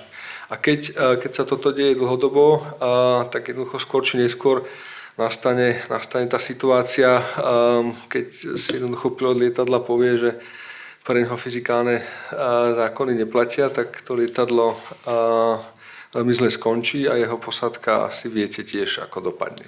Čiže to klbko problémov, ktorým my čelíme, je obrovské a tá slovenská situácia je špecifická tým, že my sa tu neustále snažíme objavovať koleso. niečo, čo už dávno bolo objavené, ale sme schopní proste si pripustiť, že s tak minimálnymi zdrojmi, ktoré je slovenská spoločnosť ochotná prostredstvom svojej politickej reprezentácie dlhodobo investovať do vzdelávania a vedy, jednoducho nie je možné dlhodobo udržať spoločnosť na rozvinutej úrovni. Nie je dlhodobo možné produkovať prostredie, v ktorom bude táto spoločnosť schopná reálne čeliť výzvam, ktoré prídu, ktoré budú súvisieť s klimatickými zmenami, s množstvom vyvolaných ďalších javov, medzinárodných nepokojov, migračných kríz a tak ďalej. To všetko sú reálne problémy, o ktorých sa ale v podstate nediskutuje. Čiže toto je to moje videnie, a kde teda naozaj asi tých zábleskov svetla je pomerne málo. Ďakujem za tento vstup do spoločnosti sveta rybárov, ktorí lovia a hľadajú túto pravdu, a chcel by som sa spýtať profesora Višňovského, čo on na to. No, ja by som k tomu dodal ešte to, že nejde len o tie materiálne a finančné investície. Existuje čosi také ako spoločenská atmosféra, povedzme morálne investície. Naša akademická tradícia je stále slabá, je nezrelá, nevyzretá. 100 rokov Univerzity Komenského už by mohlo byť dosť na to vyzretie, ale stále sme kdesi sa planceme medzi minulosťou a rôznymi prístupmi. Takže tie morálne investície znamenajú uznanie, ocenenie nielen finančné, ale sociálne uznanie aj tých tvorivých intelektuálov, tvorivého intelektuálneho prínosu odborníkov, expertov, ale nie iba tých úzkých. Hej. Lebo keď si dáme otázku, kto je to akademik, tak v minulosti to bol naozaj, už bol tu spomenutý učenec, znalec, učenec, vzdelanec. Dnes je to znalec, ale skôr iba ten úzky, ale na to máme termín expert. Hej. Ale my potrebujeme naozaj tých učencov, ktorí vidia súvislosti a vidia ich širšie a najširšie. A k tomu náš akademický svet k tomu nijako nesmeruje. A teraz posledná vec. Nejde už o našu generáciu, ide o budúce generácie. Ja sa obávam, že už sa tu odchovala jedna, možno aj dve akademické generácie, tie mladšie, ktoré vnímajú akademický svet, akademickú prax, práve ako to sledovanie, koľko mám citácií, koľko mám publikácií, čo si tam zaznačím a za to mi dajú, zvýšia mi plat alebo dajú nejakú odmenu. Čiže obávam sa, že oni nemajú ten pojem akademického alebo vedeckého tvorivého diela, že toto je ich poslanie, toto majú robiť, o to sa majú starať, o to majú dbať. Nehovorím už o akademických funkcionároch a manažéroch, ktorí o to majú dbať, lebo oni udávajú ten prvý tón v tej inštitúcii. A keď ho udávajú taký, ako sme hovorili, neoliberálny, ale aby ste nás nebrali, že my sa tu sťažujeme alebo plačeme, že to je zlé. My sa snažíme to analyzovať a snažíme sa to kritizovať a hľadať východisko z toho, ktoré vôbec nie je jednoduché. Ďakujem. Kým je hodnota za peniaze kredom rozumenia a analýz, potom je hodnota dnešného priemerného vedca na Slovensku menšia ako pokladníka v Aldi alebo v Bile. A tým je strašne veľa povedané o tom, akým spôsobom sa deje veda, plus je administratívne šikanovaná. A k tomu prišli hybridné vojny a už aj to, čo ste si mysleli, že môžete robiť v hlave slobodne, začína byť problémom cenzúry. Nech sa páči, pani doktorka Čarnogórská. Som ešte chcela nadviazať otázkou na pána riaditeľa Sťahela. Nie je problémom našej západnej civilizácie, že stále ideologickou chrbticou tejto civilizácie sú monoteistické náboženstva, ktoré tak ovplyvňujú verejnú mienku, že veda je vlastne vo veľkej bubline, v ktorej si robí a snaží sa a hľadá pravdu a uplatňuje slobodu hľadania pravdy, ale keď prídete po určitý, tak tam je koniec. A jednoducho verejná mienka je tak ovplyvnená. Nakoniec aj dnešné vojny sú vlastne náboženské vojny, takže... Pani doktorka, na tú prezentáciu vašej knihy zavoláme pána doktora Čarnogurského a myslím, že to bude veľmi zaujímavá polemika. Hej. On vyrastal v rodinnej atmosfére, z ktorej som ja. Výborne. Ja mu to rád pripomeniem. On ma toleruje ako čiernu ovcu, ale proste my sa ako brat a sestra, ale názory máme iné. Takže on patrí k tej chrbtici ideologickej našej civilizácie a kým bude filozofia sluštičkou náboženstva monoteistického, tak z bubliny sa veda nedostane, lebo si jej nedovolí dostať sa. No, ďakujem za otázku.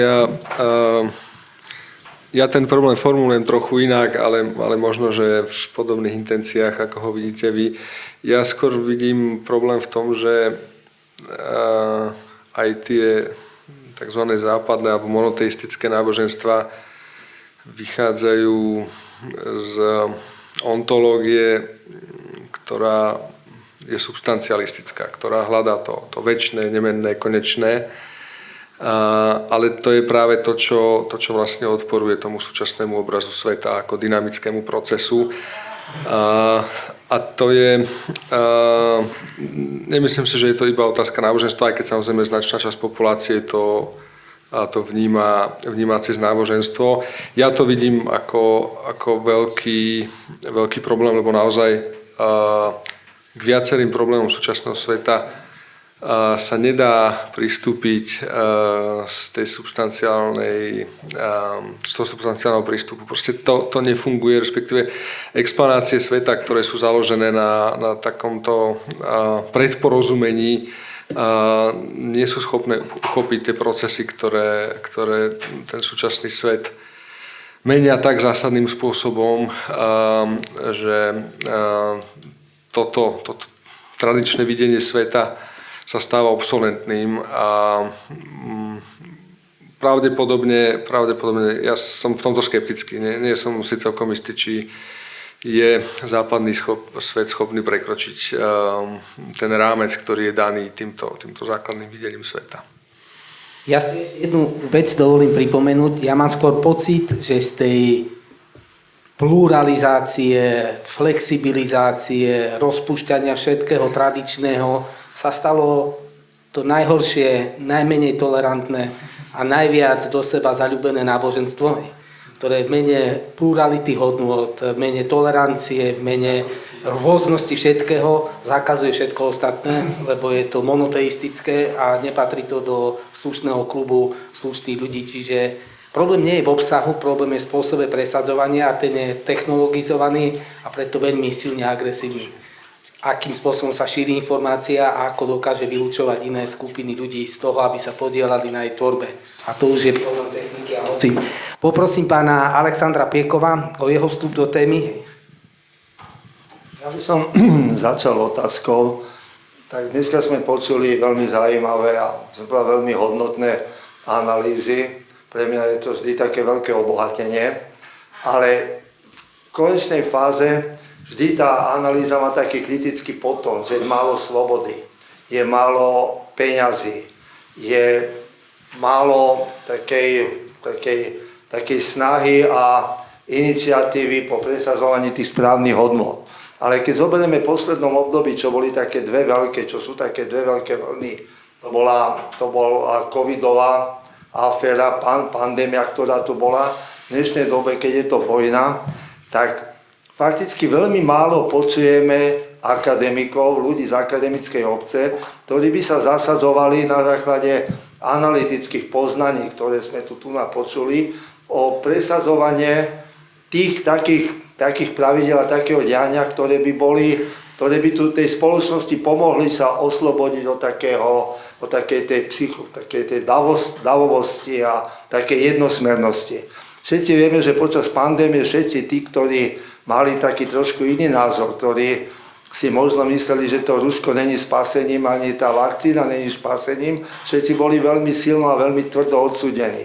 A z akademického sveta sme ich snáď niekedy súkromne počuli a verejne sa nikdy neprejavili. Takisto, keď je dneska tá otázka vojny, tak tiež akademici sú v rámci celej spoločnosti nejak nevyčnievajú nad tým všeobecným nivom, o ktorom aj vy ste povedali, že je to súčasť západnej civilizácie a není to takéto není tam to svetlo. Hovoríte, že je málo peňazí. Tu že hodnota za peniaze, pokladník v nejakom supermarkete a akademik, hoci všetci si ich veľmi vážime, ale znova tých akademikov, ale viete, ale znova napríklad, keď sa rozdávali tie helikopterové peniaze a tedy to, čo bola také strelené počas pandémie, akademici boli tak pomerne ticho. Dneska tiež vojna, obrovské životné prostredie, ekokatastrofa, ale znova nepočujeme akademikov, že by tak trošku proti tej katastrofe, čo tá vojna nesie. Práve naopak, keď nejaký akademik, náš priateľ, vystúpil a povedal, že nejakým spôsobom je to zlé, tak kolegovia akademici ostatní doporučili, aby opustil akadémiu a bolo menej tých, čo sa nejak dali s tým názorom. Čím to je, že aj samotní akademici, keď to treba v tej verejnosti presazovať, tie názory, ktoré teraz tuto prezentujete, nie je ich tak vidieť, ako by sme ich chceli vidieť. Čím to je? Ja som si nerobil ilúzie, že počas covidu, pandémie, tá minulá vláda nominuje niekoho do tej komisie štátnej, čo tu bola, kde boli akademici, nejakí lekári a takíto odborníci. Nerobil som si ilúzie, že tam bude nejaký sociológ, psychológ, nebodaj filozof. Mal tam byť a nebol. Čiže mierite skôr na tých akademikov z našich oblastí. A tu môžem položiť otázku znovu pánu riaditeľovi a ostatným, že koľko stála, a ešte to prebieha, koľko stojí tá súčasná mega akreditácia? Koľko peňazí stála, koľko zase času, energie, ktorú museli akademici venovať tým administratívnym, byrokratickým úlohám, povinnostiam, ktoré stále a stále prichádzali. Hej. Ja poznám takých, ktorí skoro, bohužiaľ, skolabovali z toho, nejakí vedúci katedry a tak ďalej. Takže tým chcem povedať to, že my sme, mám povedať, neslobodní, alebo zviazaní, alebo máme toľko tých akademických povinností, alebo riešime granty, riešime iné otázky. A keď som aj pri inej diskusie povedal, že a teraz je tu filozofická téma obrovská, ktorá tu nebola, a to je téma vojny a mieru. Prečo sa jej nevenujeme? Takže ten režim, tie praktiky v akademických inštitúciách sú proti tomu, čo vy požadujete, proti tomu, čo verejnosť požaduje. A jednoducho častokrát tí akademici by chceli, aj sa možno aj poctivo trápia a nemajú čas, možnosť, lebo musia robiť administratívne úkony a potom sa venujú svojim akademickým témam, ktoré nie sú odtrhnuté od praxe, od života, ale od toho aktuálneho diania sú odtrhnuté, lebo život prináša tieto iné témy, iné otázky, a každý je zavalený všeličím iným. To nie je na ospravedlnenie, to je na vysvetlenie. Je to zlé, ale niektorí svetoví filozofi, Žižek alebo ďalší francúzski filozofi, aj americkí, napísali knihu o covide a o tých otázkach, ktoré prináša. Takže to len na vysvetlenie. Zle funguje tá akademická inštitúcia znútra. Pán Profant, nech sa páči. V první řadě nutno říct, že ten malér tady je. Akademici nejsou slyšet a obávám se, že nebudou slyšet. A jeden z největších problémů spočívá v tom, že pokud chcete být slyšet, tak nemáte víceméně šanci mluvit jako akademik. Jo, já si vážím Slavoje Žižeka a rád si přečtu jeho texty, ale ty texty, se kterými on vstoupí do té veřejné diskuze, tak to jsou texty žurnalisty. Bez ohledu na to, že mimo to produkuje jaksi literaturu filozofickou, kterou lze brát vážně. A malér je v tom, že dneska nevytváří ta sféra, řekněme, ta média sféra, protože to už opravdu není ani žurnalistická sféra toho někdejšího stavu, prostor pro to, aby akademik vystoupil jinak, než jako kdokoliv jiný. To znamená, on, když vystoupí, tak vy ho stejně nevnímáte jako akademika. Je to prostě jeden z tisíce lidí, kteří k něčemu něco říkají. Tomu se dá různě pomoct institučně. Je pravda, že třeba v Německu po celou dobu, co teda měli problém s pandemií, tak v jednotlivých zemských komisích byli přítomni filozofové, byli přítomni sociologové a texty, které produkovali pro potřeby administrativy, stojí za čtení, jsou vynikající a samozřejmě tím, že prošli přes tu autoritu toho, že přijmula ta decizní sféra, tak se dostávali potom do diskuze, kde byly brány s trošku jinou váhou. Ale ten problém, před kterými stojíme, je, že věda, a to teďka myslím obecně, to se netýká jenom humanitních věd, pozbyla velkou část své autority. Paradoxně my můžeme udělat ledacos, ale tohle věda sama obnovit nedokáže, protože věda ze své podstaty musí pochybovat. Jo, zatímco kdekterý křikloun si stoupne a řekne, takhle to je, tohle Slovensko, Čechy, to je jedno, kdo potřebuje, tohle to se musí udělat a přesvědčuje tím, že to říká dostatečně sebejsky, dostatečně arrogantně a tak dále, no tak akademik, který by tohleto dělal, by byl hodně špatný. Čili je pravda, že v tomhletom, já se obávám, my jsme skleníkový květinky. My pokud nemáme určitou ochranu v tom, že vás veřejnost přijme jako někoho, kdo má co říct. Naopak, když vás veřejnost přijímá jako toho intoše, kterýho nemůžete brát vážně, tak proti tomuhle nedokážeme čelit jinak, než že se přestaneme chovat jako akademici. Takže ano, nejsou slyšet a obávám se, že dlouho slyšet nebudou. Bylo by dobré, kdybychom se naučili, jak z téhle pasti ven, ale já tu cestu ven nevidím dneska. Ideme do zrejme poslednej otázky tohto večera. Poprosím pána doktora Šeba o jeho vstup do tejto témy.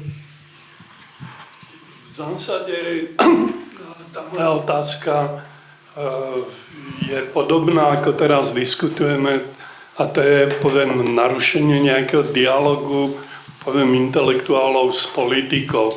Ono to není len slovenský problém, ono je to, poviem, globálny. Vidíme to v na Česku. Musím povedať, že veľmi nepreskočili, poviem, tí politici, alebo sa nedostali veľmi ďaleko. A či to nie je, no, bolo aj naznačené, a v tej knihe je to takisto explicitne aj povedané, že aké sú nebezpečné médiá pre vedcov, intelektuálov. Stačí, aby niekto nejaké noviny proste len tam utrúsili, čo to je a čo to berú, koľko peňazí a o čom to hovoria a či nie sú vôbec zbytoční. Čiže je tu niekde nejaká systémová chyba a potom aj tí intelektuáli vyzerajú veľmi konformní a proste chýba to, nie je ich počuť.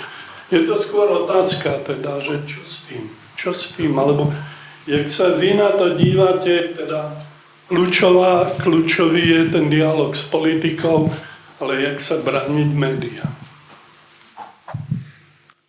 Nech sa páči. To je naozajstná otázka na záver, ako byť verejným. Ja ešte jednu vec podotknem. Sme tu mali tému Kanta. Hej. U Kanta bol človek, verejný zamestnanec, aj profesor, doživotne zamestnaný. Na slovenských vysokých školách, a zrejme to je aj prípad tej neoliberálnej koncepcie vedy, sa presadil koncept určitých pracovných zmluv, alebo pracovná zmluva na dobu určitú. Hej. A sú to 1-2-ročné kontrakty. Skúste si predstaviť svet, v ktorom žijete na 1-2 roky v istote a máte ešte pri sebe snajperov ideologických, máte pri sebe vnútorných ľudí.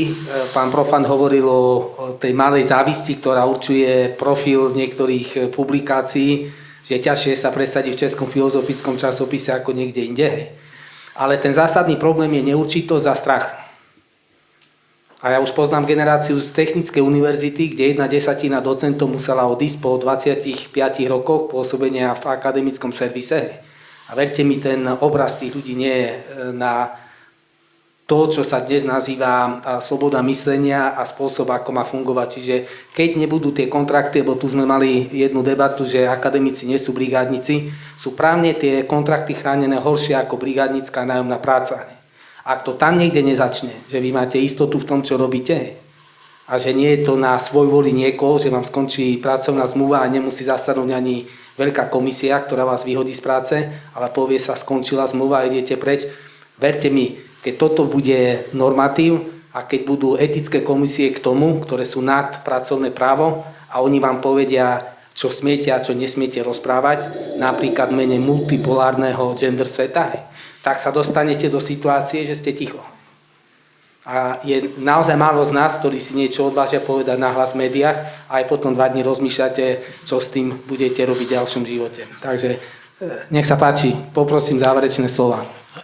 Neviem, či záverečné, ale posledné 2 otázky smerujú alebo ukazujú, že je tu spoločenská potreba alebo objednávka, aby akademickí intelektuáli viedli dialog s verejnosťou, aby vstupovali do verejného diskurzu. Je tu spoločenská objednávka, ako hovoríte. Je tu očakávanie a to očakávanie sa nenaplňa. Čiže tá kategória, ktorú tu poznáte a o ktorej sa tu už diskutovalo, tzv. Verejný intelektuál, ako stále je Chomsky ešte žijúci, alebo ako bol John Dewey, ako bol Sartre a ďalší, nielen filozofii, ale aj iní odborníci z iných odborov boli schopní viesť vstupovať do verejného diskurzu. Dnes je to také, aké hovoríte, že nie je. Sú tu faktory, ja som poukázal na jeden faktor, že tá akadémia funguje zle a neplní túto funkciu vstupu do verejného diskurzu, lebo tí, ako pani doktorka Černogórská poukázala, nemajú ten formát. Nemajú ten sartrovský, raslovský alebo aký intelektuálny formát. Nielen, že sa boja, alebo sú zatlačení. Ja niekedy hovorím, že my sme v pozícii akademických otrokov. Lebo keby sme to zobrali, ako si naznačil, podľa generácií, tak tí mladí bojujú o prežitie. Hej. Stredná generácia už prešla ten boj o prežitie, tak teraz sa chce nadýchnuť alebo si vydýchnuť. A tá seniorská generácia už by aj mohla sa vykašľať na všetko a stále jej nedajú pokoj, prenasledujú ich týmito ukazovateľmi administratívnymi, trhovými. Nemôžete to celkom ignorovať. Hej? Tak ja mám povedať, že ja osobne by som odhodil všetky akademické granty, v ktorých som, hej, a venoval sa aktuálnym otázkam súčasnej doby, vojny a mieru. Tam sú úžasné problémy. Ale zase som možno ako sám vojak v poli alebo tuto sme, zopár nás tu je. Pán riaditeľ ten môže hovoriť o tom, ako je zaťažený tak, že pomaly nemá čas ani na vlastný výskum a tvorbu. Čiže odpoveď na túto otázku je, akadémia už nie je to, čo bola. Prosím vás, neočakávajte od nej teraz to tradičné, že možno skôr iní intelektuáli, mimo akadémie, tí rybári, ktorí sú oslobodení od týchto väzieb akademických, môžu slobodne alebo slobodnejšie nielen dýchať, ale aj hovoriť k národu.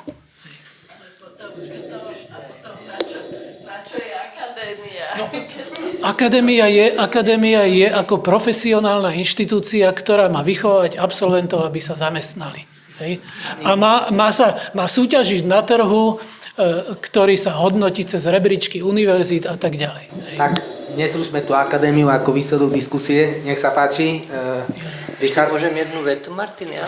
Nech sa páči. Ja akože nechcem ani uzavrieť, ani toto, ale už sme tu raz takúto debatu podobnú mali a na tú dobu kapitalizmu, ktorý teraz žijeme, kapitalizmus dohľadu, hej, proste, že sme všetci pod kontrolou. Nebudem hovoriť, že viac ako Hamas, ale sme proste v situácii, ktorá nemá období, čo sa týka dohľadu, nad ktorým sme. A na to jedna harvardská profesorka hovorí, Šošon Zubofová, že vzbúrme sa.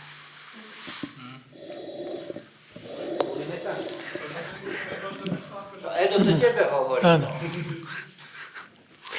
Ja teda, na jednej strane by som povedal, že v podstate všetci, čo tu sedia, tak nie sú čistí akademici a každý z nich má aj nejaké, ja som povedal, že nejakú publicistickú minulosť.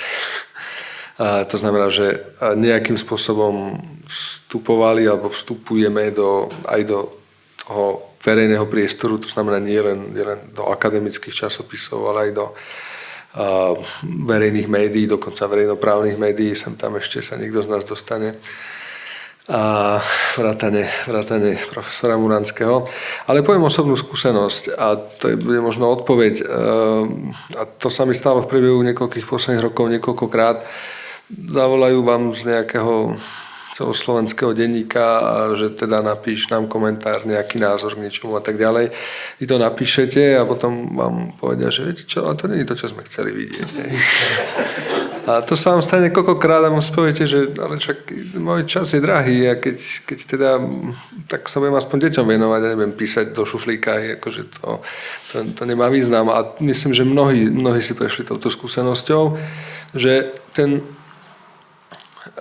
akademik je dobrý, pokiaľ hovorí to, čo zrovna to médium chce aby teda povedal. Čiže a tam potom naozaj si človek povie, že sa pohybuje na veľmi tenkej hrane, lebo ak pristúpi na túto hru, tak už nie je akademik, ale ideológ. A to je potom niekedy lepšie mlčať, ako byť niekým, kto vlastne legitimizuje nejakú mocenskú hru, či už mocenskú hru štátnu alebo komerčnú, lebo tie médiá sú väčšinou komerčné. Čiže má to aj tento rozmer a každý s tým nejakým spôsobom bojuje, ale keď máte túto skúsenosť, tak si naozaj poviete, že asi nikto z nás nemá nekonečne veľa času. A to je nakoniec tá najvzácnejšia vec, lebo to, čo bežný akademik robí, čo si bežný zamestnanec nevie ani predstaviť, že v podstate pracuje 7 dní v týždni, sviatky, nesviatky. Akademik nemá také, že mu padla, že vypne stroj a ide domov, väčšinou tie myšlienky bežia, čak sa často zobudí v noci, ide si niečo zapísať. Tá inšpirácia neprichádza v pracovnej dobe. Čiže to je presne ten problém, o ktorom hovorí profesor Višňovský, že je to vysokotvorivá činnosť. To nie je niečo, čo sa dá vtesnať do nejakého klasického videnia pracovnoprávneho vzťahu alebo dokonca niečo, čo sa dá vsunúť do tabulky za takýto objem času sa vyprodukuje takéto množstvo textu, ktorý by mať takúto hodnotu. To jednoducho takto nefunguje. A to, na čo sa často zabúda, veľká časť vedy spočíva v tom, čo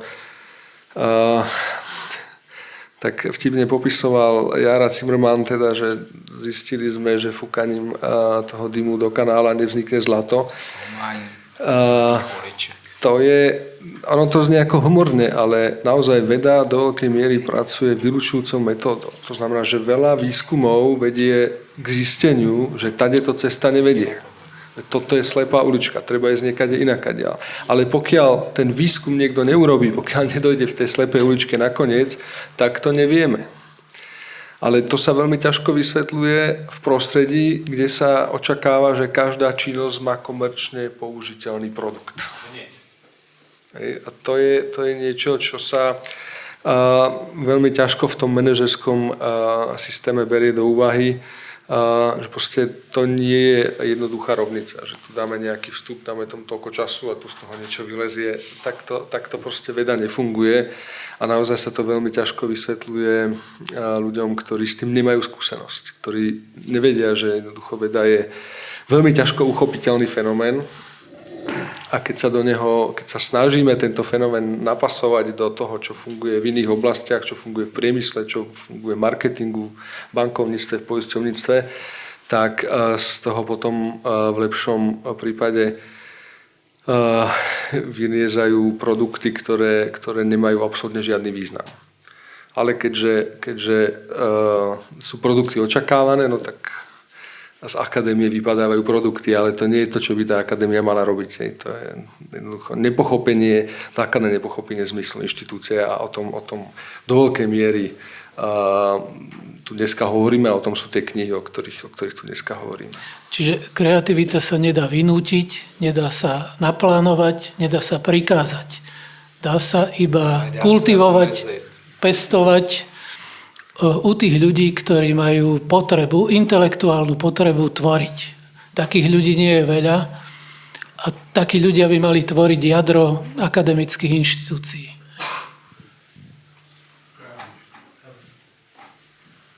Prosím vás, ja poviem len ozaj veľmi stručne, ako ma upozorňuje pán profesor.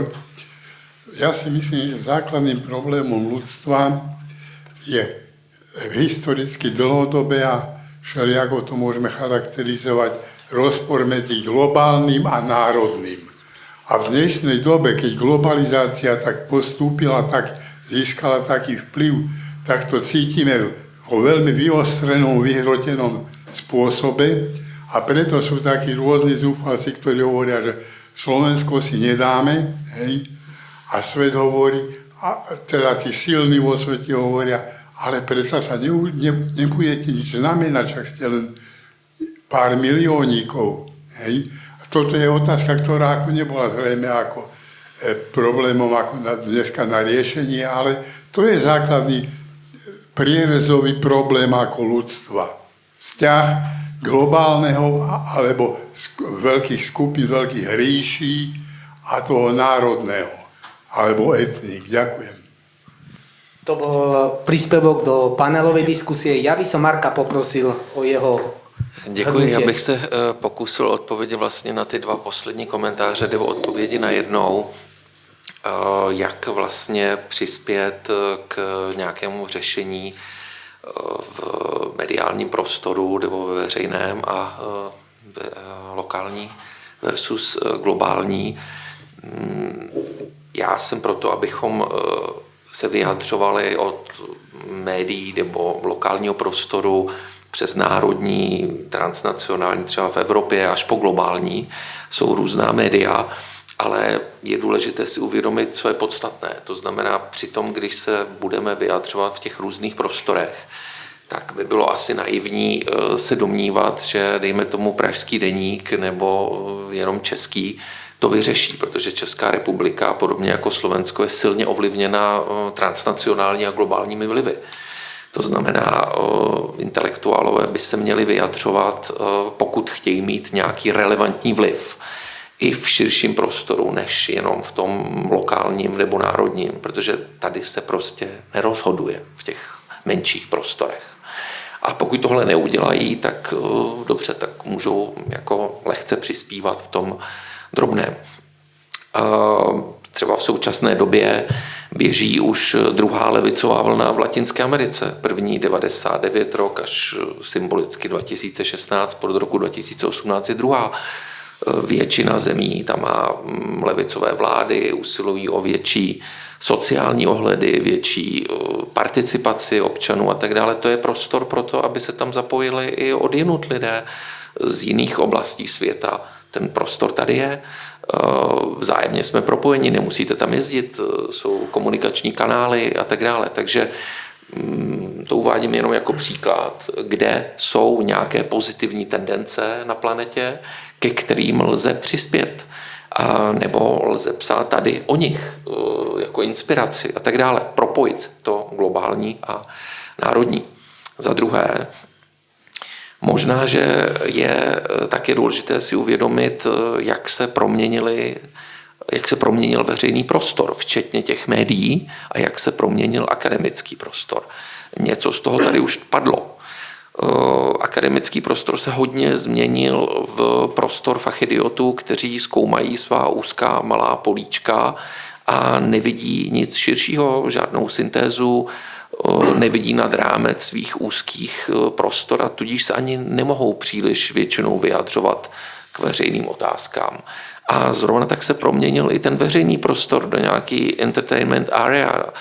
Je to prostor zábavy a i ten zmiňovaný Žižek fakticky nedělá nic moc jiného, než přispívá k zábavnímu průmyslu neoliberálního kapitalismu a je tolerován jako další zábavný prvek, který nikomu neškodí a rádi ho pozvou, protože zase zabaví a vlastně to tomu mainstreamu vyhovuje, že ano, můžou říct, teď jsme tady pozvali někoho kritického, pojďte, pane klaune, zase nám něco vtipného řekněte.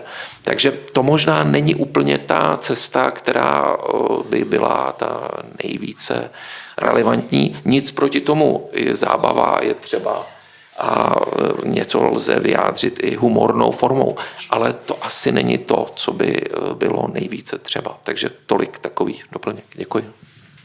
Ja ďakujem ctenému panelu, profesorovi Lisému, profesorovi Višňovskému, pánovi docentovi Hrubecovi, pánom kolegom Brabecovi a Profantovi a pánovi docentovi Sťaheľovi, riaditeľovi Filozofického ústavu, že zobrali to na seba, urobili publikáciu, dali témy do verejného diskusného priestoru a v tejto chvíli si dovolíme prerušiť túto diskusiu, lebo sme 2 hodiny v nej a myslím, treba sa podívať na veci aj z menej formálneho hľadiska pri pohári vína a malom občerstvení, na ktoré vás teraz pozývame.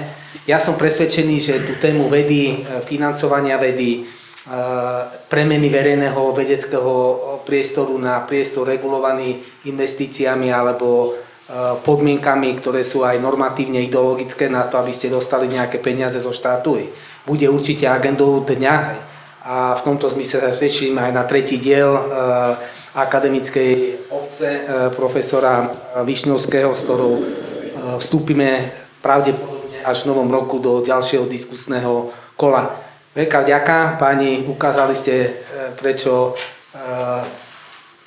sa stále oplatí počúvať tých, ktorí vedia rozmýšľať a vedia rozumieť aj tomu, prečo ich myšlienky sú stále viac odsúvané na kraj a nie do stredu tohto sveta.